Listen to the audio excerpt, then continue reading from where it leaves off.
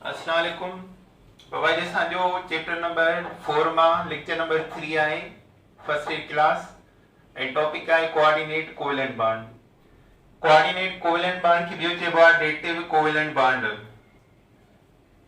अच्छा हाणे इहो छा आहे? The type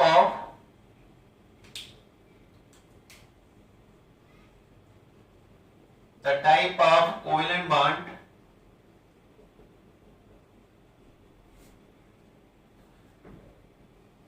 which is formed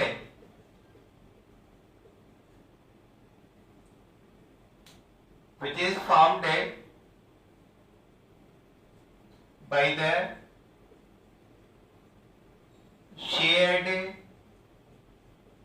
pair of electron, both shared pair electron, by the both shared pair electron originated ताल्लुक रखन from the same atom in the molecule.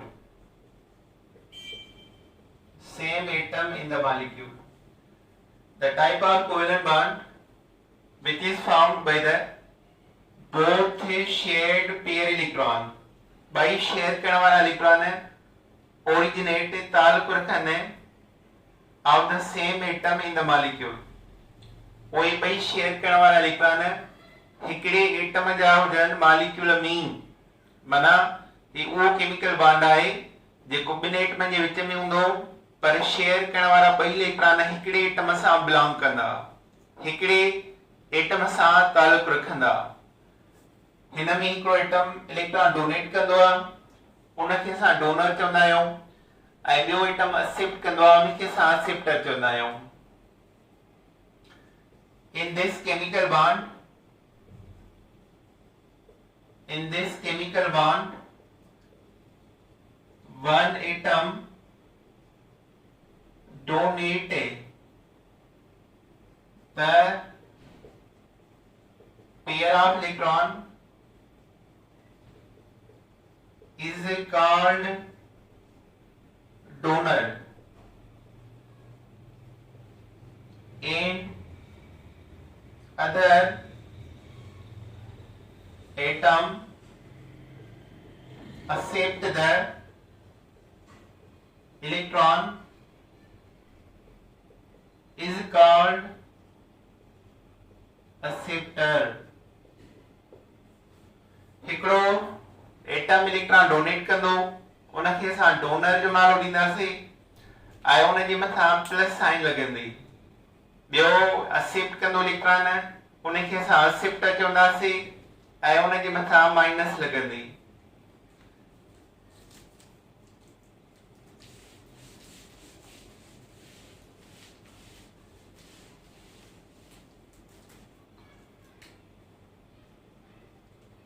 The atom which accept the electron, जै atom खे electron accept करा आहिनि, have empty orbital, उनखे खाली orbital हूंदी, have empty orbital, उनखे हिकु ऑर्बिटल खाली हूंदी। ॿियो the atom which donates electron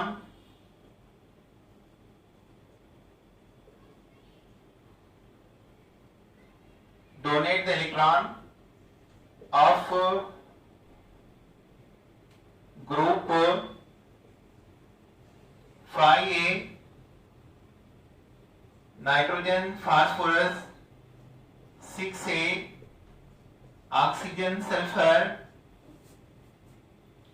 and 7th A, fluorine, chlorine, must have a lone pair unused electron pair, lone pair unused electrons से।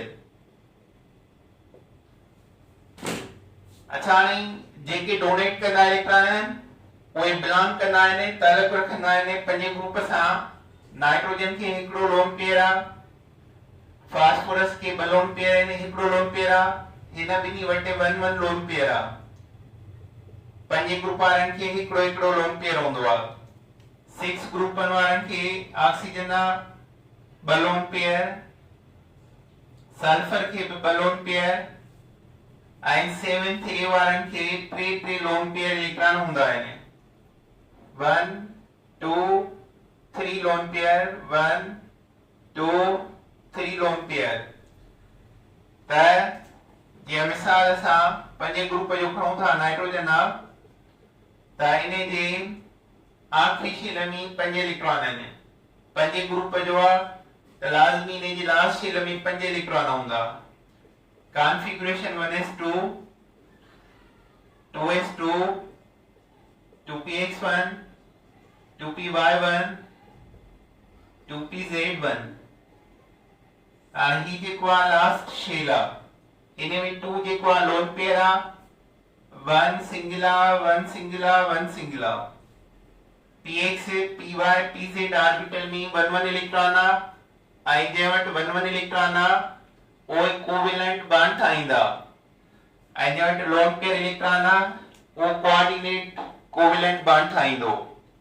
त नाइट्रोजन खे आखिरी शेल में हिकिड़ो पेयर इलेक्ट्रॉन आहे उन जे करे वो उन पेयर ऑफ इलेक्ट्रॉन सां कोऑर्डिनेट कोवेलेंट बॉन्ड ठाहे सघे थो।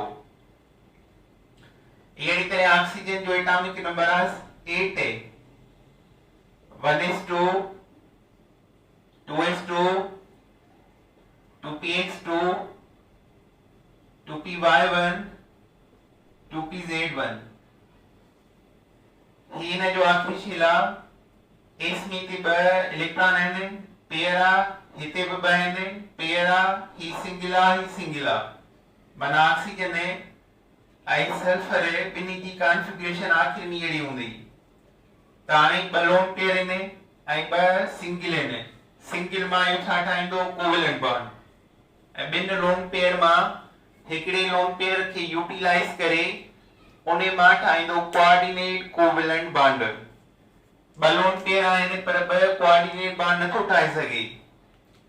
को बि हिकिड़ो एटम केतिरा लोन पेयर इलेक्ट्रॉन रखे पर कोऑर्डिनेट बॉन्ड सिर्फ हिकिड़ो ही ठाहींदो। त हाणे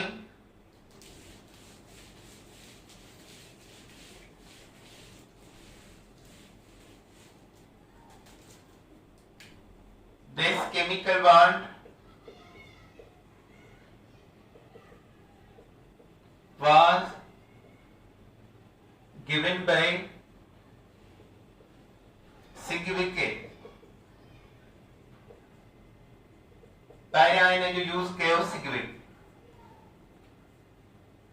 जेको एटम डोनेट कंदो आहे इलेक्ट्रॉन उन जी प्लस साइन ईंदी आहे ऐं जेको एक्सेप्ट कंदो आहे उन जे मथां माइनस साइन ईंदी आहे। इन बॉन्ड खे असां एरो सां ज़ाहिर कंदा आहियूं। ए बी ए डोनर आहे लोन पेयर अथसि ऐं बी एक्सेप्टर आहे त एरो सां ए खां बी ॾे ॾींदासीं। त हाणे कोऑर्डिनेट कोवेलेंट बॉन्ड कंहिंखे चइबो आहे the chemical bond in which both shared electron belong to same atom in the molecule is called coordinate covalent bond। इन जो अदर नेम छा आहे डेटिव कोवेलेंट बॉन्ड। अचो हाणे इन जा असां एग्जांपल वठूं था। इलाही एग्जांपल आहिनि। मिसाल आहे अमोनियम आयन। अमोनियम आयन NH4 प्लस चार्ज। अच्छा इन में नाइट्रोजन जेको आहे सेंट्रल एटम आहे ऐं इन खे हिकिड़ो लोन पेयर ऐं 3 बॉन्ड पेयर आहिनि। 3 बॉन्ड पेयर 3 कोवेलेंट बॉन्ड ठाही हाइड्रोजन सां ही हिकिड़ो लोन पेयर अथसि। इन जे साम्हूं हिकिड़ो हाइड्रोजन डिफिशिएंट आहे, प्लस चार्ज माना इन पंहिंजो इलेक्ट्रॉन लॉस करे चुको आहे, करे छॾियो आहे, इहो इलेक्ट्रॉन डिफिशिएंट आहे। हाणे हिन वटि कुझु न आहे। हाणे ही जेको आहे पेयर हाइड्रोजन खे ॾेई शेयर कंदो त हाइड्रोजन जो के शेयर कंप्लीट थींदो ऐं इन जे विच में ठहंदो coordinate bond. Coordinate bond arrow ज़ाहिर थो करे त ही डोनर आहे ऐं ही एक्सेप्टर आहे। एरो जो तरीक़ो पुराणो आहे ऐं नई केमिस्ट्री में ईअं आहे इहो structure hydrogen hydrogen hydrogen hydrogen, arrow न ॾिनुमि पर इन जे मथां चार्ज लाज़मी ॾींदुमि त नाइट्रोजन जेको आहे हाणे ही जेको प्लस चार्ज हो पहिरियां इहो हाणे जॾहिं हिन सां कोऑर्डिनेट बॉन्ड ठाहियो त सभ जे मथां ईंदो, पूरे जे मथां। हाणे हिन जो इहो ओल्ड केमिस्ट्री आहे। ओल्ड केमिस्ट्रीअ में असां इन खे एरो सां ज़ाहिर कंदा आहियूं ऐं न्यू केमिस्ट्रीअ में जंहिं डोनेट कयो उन जे मथां प्लस नंढड़ी चार्ज ऐं जंहिं एक्सेप्ट कयो उन जे मथां माइनस चार्ज, त हीअं बि लिखी सघूं था प्लस माइनस इन जे विच में कोऑर्डिनेट कोवेलेंट बॉन्ड आहे। वरी ॿियो एग्जांपल आहे हाइड्रोनियम आयन H3O प्लस, इन खे चइबो आहे हाइड्रोनियम आयन। हाणे इन ॾिसो ऑक्सीजन बिलोंग टू 6 ग्रुप, पोयां ॾिठोसीं इन खे ॿ लोन पेयर आहिनि, हिकिड़ो लोन पेयर ॿियो लोन पेयर ऐं ॿ सिंगल, हिकिड़ो ॿियो 6 इलेक्ट्रॉन पूरा सिंगल हाइड्रोजन सां कोवेलेंट बॉन्ड ठाहियो ऐं जेके ॿ लोन पेयर बचा आहिनि इन्हनि मां हिकिड़ो लोन पेयर यूटिलाइज करे इलेक्ट्रॉन डिफिशिएंट स्पीशीज खे हाइड्रोजन खे इलेक्ट्रॉन डिफिशिएंट माना इलेक्ट्रॉन पूर आहे, को बि इलेक्ट्रॉन न आहे, इन खे ही पंहिंजो लोन पेयर ॾेई करे बॉन्ड ठाहींदो त ही हिन ॾिनो या हाणे प्लस चार्ज हिन जे मथां न ईंदी, आफ्टर फॉर्मेशन या सॼी जे मथां ईंदी। सो वाटर में ऑक्सीजन खे हिकिड़ो लोन पेयर हिन हाइड्रोजन सां यूटिलाइज करे हाइड्रोनियम आयन ठाहियो त ॿ कोवेलेंट बॉन्ड आहिनि हिन में ऐं हिकिड़ो कोऑर्डिनेट बॉन्ड आहे। अमोनियम आयन में 3 कोवेलेंट आहिनि ऐं हिकिड़ो कोऑर्डिनेट बॉन्ड आहे। जेके हिन जो नओं स्ट्रक्चर लिखूं नई केमिस्ट्री में त उहो हीअं लिखंदासीं, सिर्फ़ लाइन ॾींदासीं, हिन ॾिनो त प्लस चार्ज नंढड़ी ऐं हिन वरितो त माइनस चार्ज, ही प्लस ऐं माइनस स्मॉल चार्ज ज़ाहिर थियूं कनि त ही डोनर एटम आहे, ही एक्सेप्टर आहे ऐं हीअ जेकी लाइन आहे that is the coordinate bond.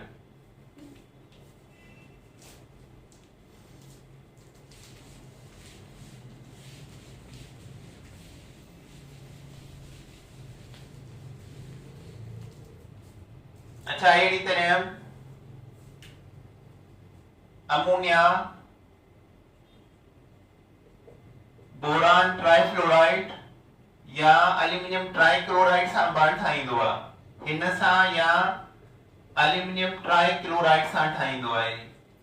Nitrogen खे हिकिड़ो लोन पेयर, हिकिड़ो हाइड्रोजन, ॿियो हाइड्रोजन, टियों हाइड्रोजन, ठीकु आहे, नाइट्रोजन हिकिड़ो पेयर, ॿियो पेयर, टियों पेयर ऐं ही पेयर आहे लोन पेयर, साम्हूं बोरान आहे, फ्लोरीन फ्लोरीन फ्लोरीन।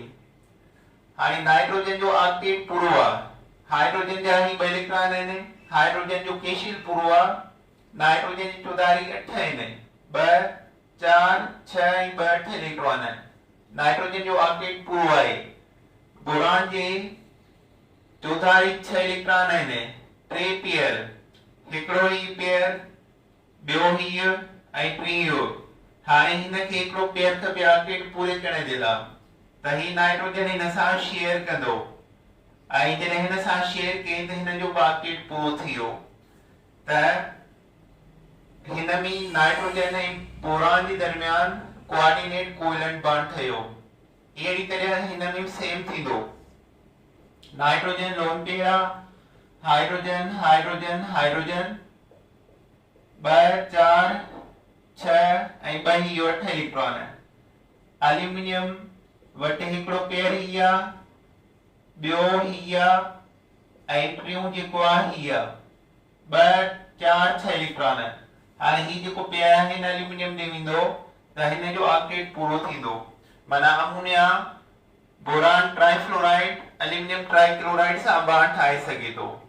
जेको molecule pair of electron donate कंदो आहे उनखे चइबो आहे लीविस बेस। माना अमोनिया जेको आहे लीविस बेस आहे, ऐं जेको पेयर ऑफ इलेक्ट्रॉन एक्सेप्ट कंदो आहे यानी ही ॿई इन्हनि खे चइबो आहे लीविस एसिड।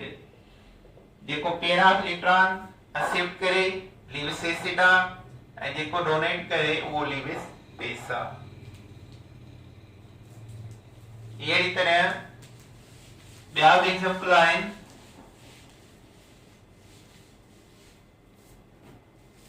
नाइट्रोमीथेन,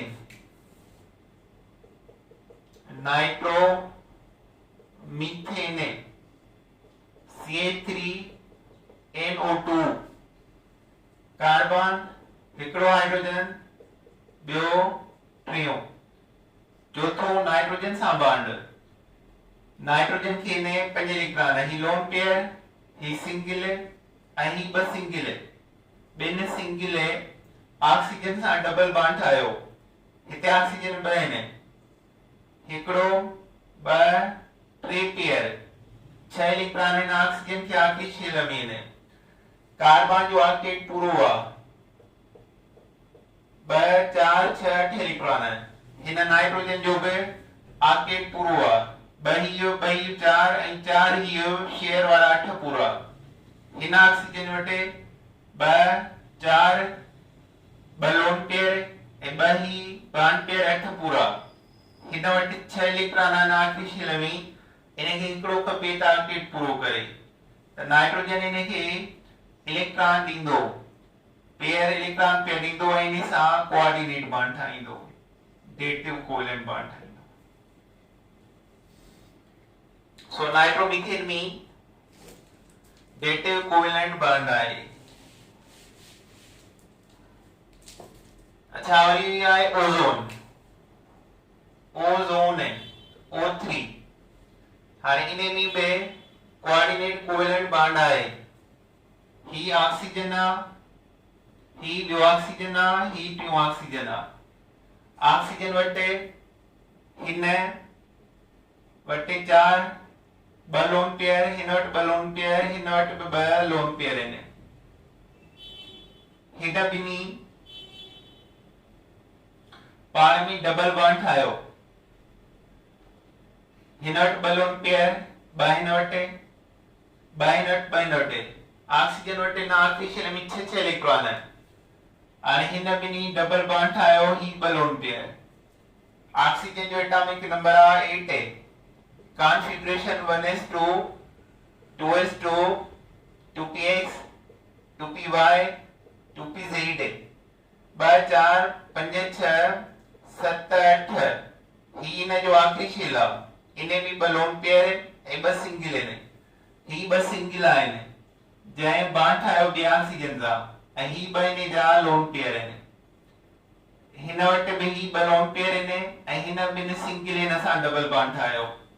त हाणे हिन ऑक्सीजन जो ऑक्टेट पूरो 2 4 इलेक्ट्रॉन 4 ही 8 इलेक्ट्रॉन। हिन ऑक्सीजन जा 2 4 ऐं 4 ही 8 इलेक्ट्रॉन पूरा। हाणे हिन वटि आहिनि 6 इलेक्ट्रॉन। ऑक्सीजन वटि टोटल 6 इलेक्ट्रॉन आखिरी शेल में 2 4 5 6 हिन वटि आहिनि। हाणे इहो कंहिं बि हिकु ऑक्सीजन खां लोन पेयर वठी करे ऑक्टेट पूरो कंदो त ही ऑक्सीजन हिनखे पंहिंजो लोन पेयर इलेक्ट्रॉन ॾिए थी ऐं इन सां कोऑर्डिनेट बॉन्ड ठाहे थी। त हाणे ऑक्सीजन हिन जो ऑक्टेट पूरो 2 4 6 ऐं 2 8 इलेक्ट्रॉन। हिन जो भी 2 4 ऐं 2 पेयर 8 इलेक्ट्रॉन। हिन जा 2 4 ऐं 2 पेयर ही 8 इलेक्ट्रॉन। अहिड़ी तरह CN आ।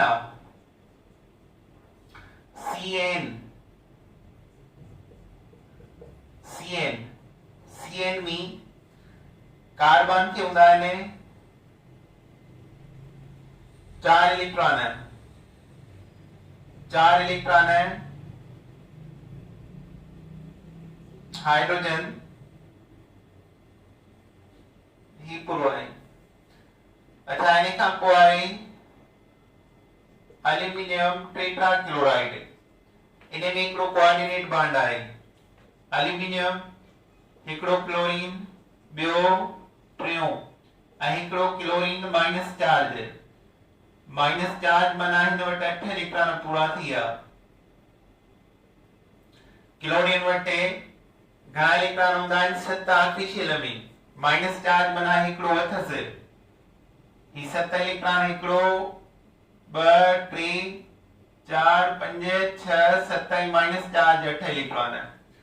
हिन क्लोरीन जो ऑर्बिट पूरो आहे, पर हिन एल्यूमिनियम जी चौधारी 6 इलेक्ट्रॉन आहिनि, हिकिड़ो पेयर, ॿियो पेयर, टियों पेयर, 6 इलेक्ट्रॉन। हाणे हिन क्लोरीन जो ही लोन पेयर हिन सां शेयर कंदो त एल्यूमिनियम जा 8 पूरा थींदा। माना aluminium trichloride minus charge in में हिकिड़ो कोऑर्डिनेट बॉन्ड ऐं 3 कोवेलेंट बॉन्ड प्रेजेंट आहिनि।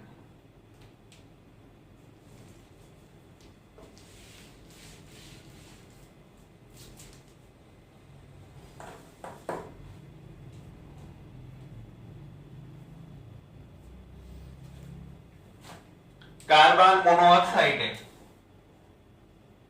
कार्बन मोनोऑक्साइड है। कार्बन वटि आखिरी शेल में 4 इलेक्ट्रॉन हूंदा आहिनि, ॿिनि सां बॉन्ड ठाही 6 इलेक्ट्रॉन। ऑक्सीजन जे वटि 6 इलेक्ट्रॉन आखिरी शेल में, ॿई लोन पेयर ऐं ॿिनि सां कार्बन सां शेयर कई त ऑक्सीजन जा 2 4 ऐं 4 ही 8 थी विया। कार्बन जा 2 ही बचियल ऐं 2 ऑक्सीजन सां बॉन्ड ठाहियो 4। टोटल इलेक्ट्रॉन हिन जा थी विया 2 ऐं 2 4 4 ऐं 2 6। हिन खे हिकिड़ो पेयर खपे ऑर्बिट पूरे करण जे लाइ, त हिन जो ऑक्सीजन जो लोन पेयर हिन ॾे ईंदो।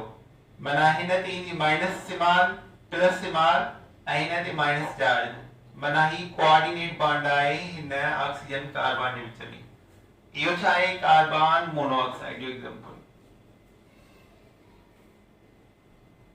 अच्छा हाणे असां ॾिसूं था त कंबाइन बॉन्ड ये था कोवेलेंट ब ऐं हिकिड़ो कोऑर्डिनेट।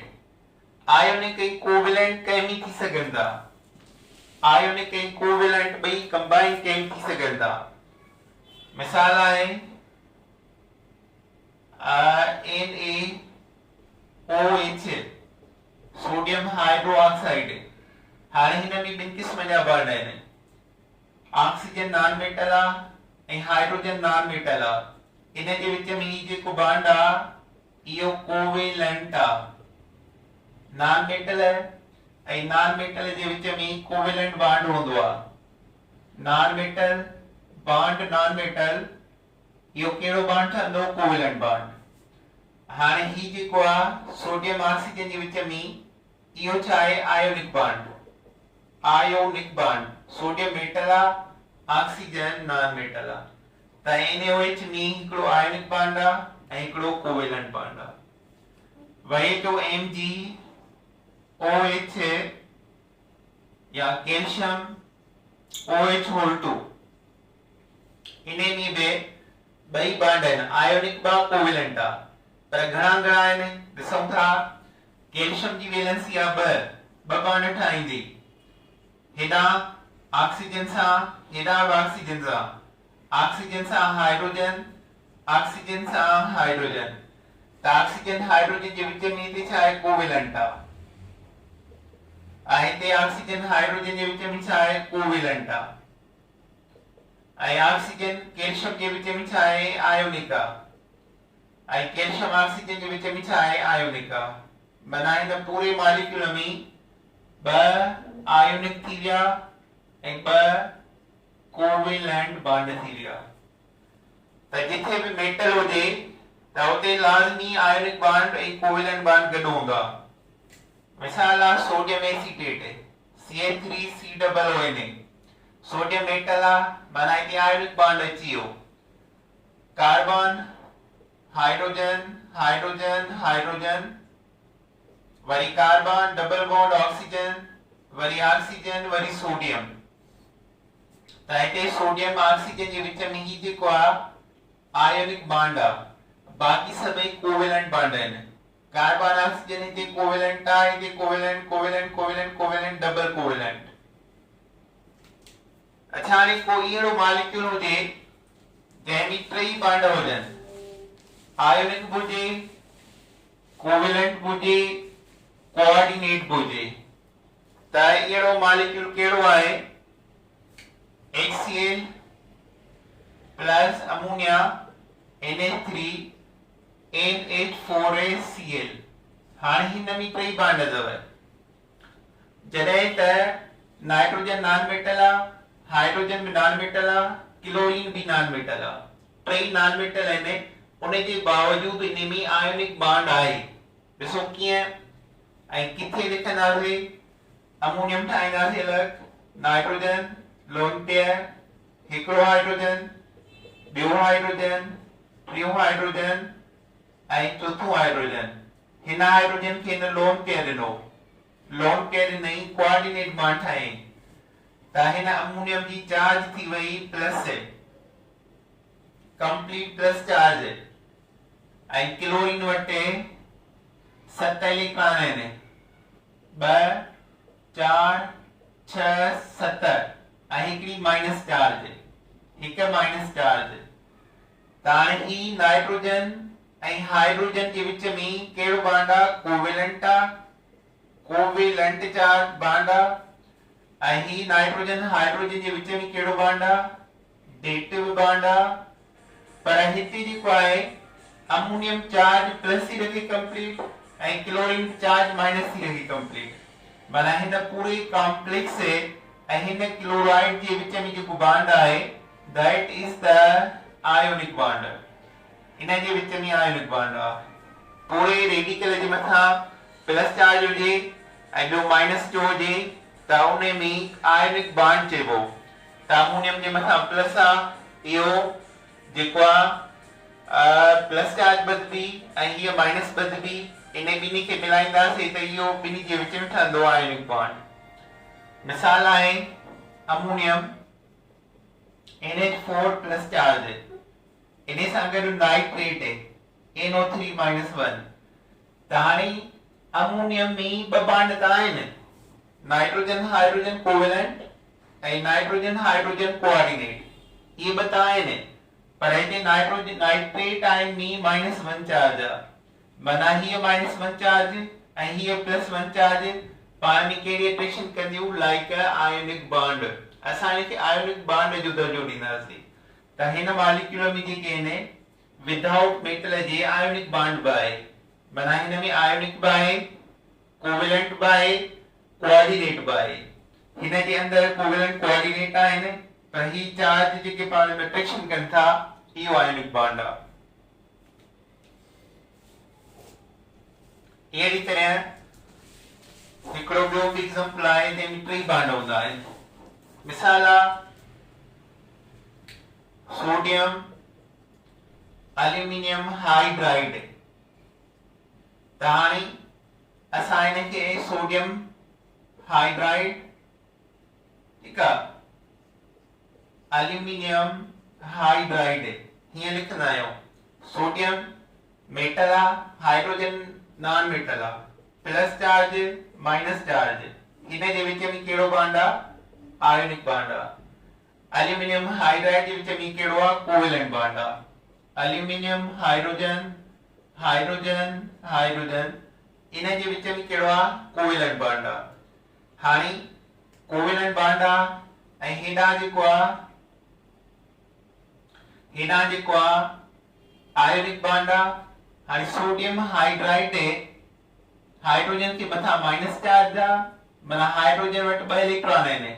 हाणे इहो हिन सां 2 इलेक्ट्रॉन पेयर शेयर कयो अथई, सोडियम सां बि ऐं हिन वटि पेयर बि आहे, माना ही सम्झो ही पेयर जेको आहे सोडियम हाइड्रोजन जे विच में, इहो हिन एल्यूमिनियम सां शेयर करे एल्यूमिनियम जो बि ऑक्टेट पूरो कंदो। त सोडियम हाइड्राइड हिन जे मथां प्लस चार्ज, माना हिन जा 2 इलेक्ट्रॉन ऑक्टेट पूरो, उहो इलेक्ट्रॉन हिन गेन कयो, हिन जो डुप्लेट पूरो, ऐं हाणे इहे ॿई इलेक्ट्रॉन जेके हिन वटि आहिनि डुप्लेट वारा, इहे ॿई हिन सां शेयर करे त एल्यूमिनियम जो ऑक्टेट पूरो। त हिन मॉलिक्यूल में टई बॉन्ड थी विया, आयोनिक बा, कोवेलेंट बा ऐं कोऑर्डिनेट बॉन्ड बा आहे। त बाबा ये लेक्चर पूरो थियो।